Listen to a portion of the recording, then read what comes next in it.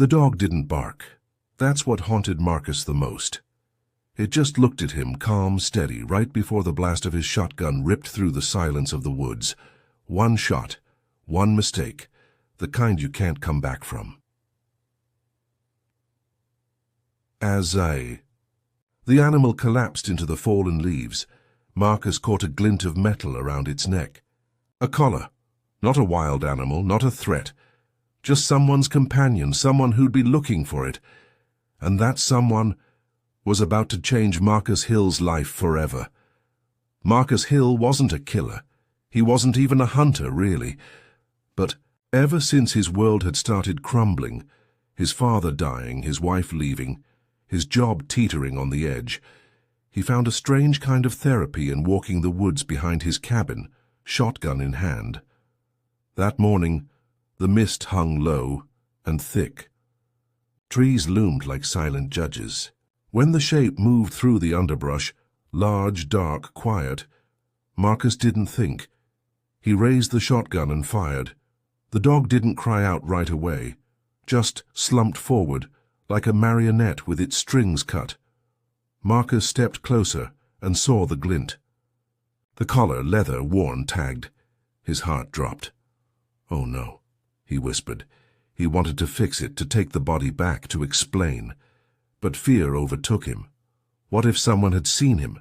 What if it was someone's important dog? So he ran. Agent. Reuben Cole was eating dinner when he realized Bear hadn't come back. He wasn't worried at first. Bear knew the woods like the back of his paw.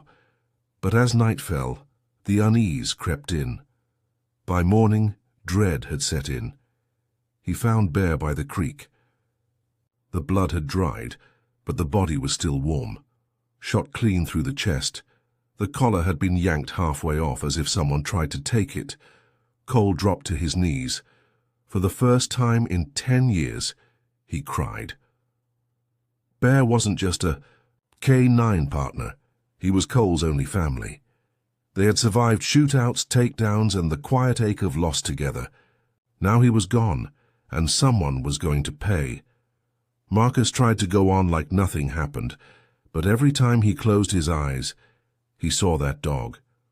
Worse, he saw its eyes, how it didn't bark, didn't growl, just looked at him like it knew. Then the flyer appeared, stapled to trees, taped to poles, on every bulletin board from the gas station to the diner. A picture of the dog. The caption, "Missing K9, Bear, Federal Property, Reward Offered, No Questions Asked." At the bottom, Agent R. Cole, FBI. Marcus felt like the woods were closing in. He ripped one flyer down, but another took its place the next day. Cole wasn't just looking, he was hunting.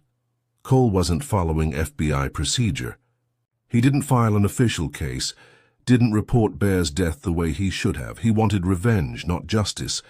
He tracked the gunshot sound to Red Pine Trail, found the shell casing, found a hiker who'd seen a man carrying a shotgun.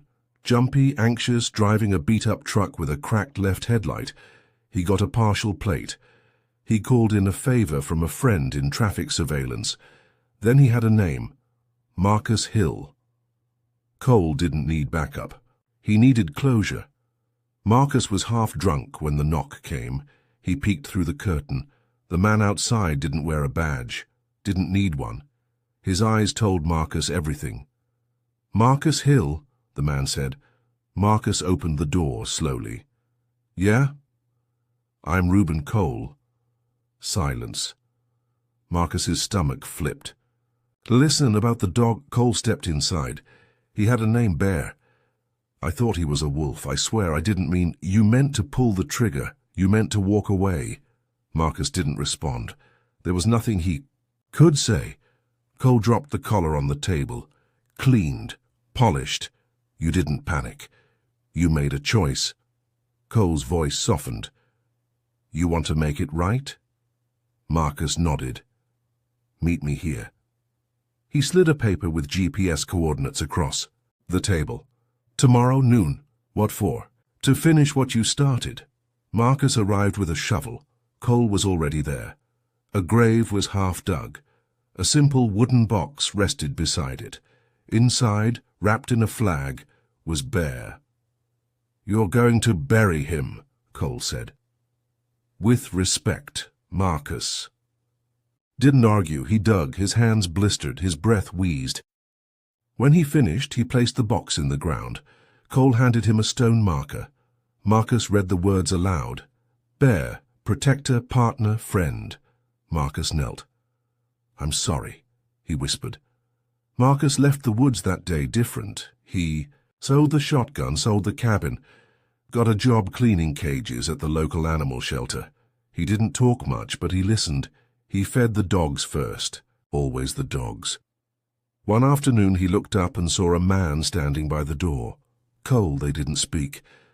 Cole nodded once. Marcus nodded back. Then the agent left.